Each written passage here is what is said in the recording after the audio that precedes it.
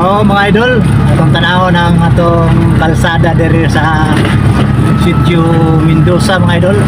Ano na to mga idol ha? Ha? Pumanag yun mga idol, tanawa mga idol ha. Pumanag yun si Minto mga idol. Tanawa mga idol. Oh. Oh, di ba? Kanang do kalinya humana.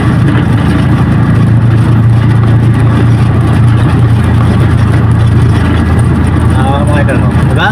Pero ang pikas mga idol, di pa bagian mga idol kay basin o mabuak mga idol, no? Pa na siya, humukon pa na, di pa na pwede o ka ng mga sakyanan. Kaya kahapon pa niya siya, kaning tumoy, kahapon pa niya human. So, hinduan ang gilid sa kalsada mga idol. Gapaw ang lapok sa bakbo.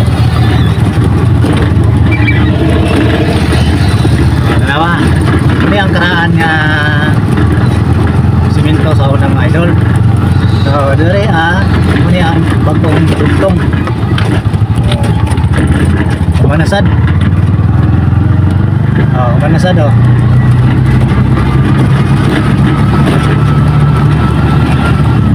Bigas din niya, manasad oh, di ba? Ini di madugay mga idol, mga bilakad lang o simana baka bahagian na ni tanan. Kini ay karaan gyapon ni mga idol, no? Kanang gitrabaho dia mo na igugtong, pagtong-tong. Kahapon po ni naman, tawa mga idol.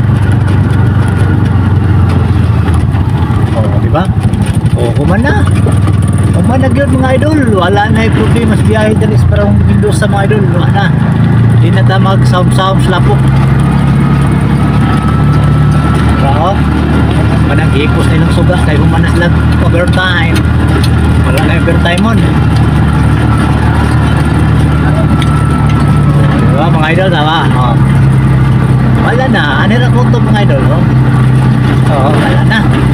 Okay kayo mga idol. Wala na yung problema sa kung mag-101.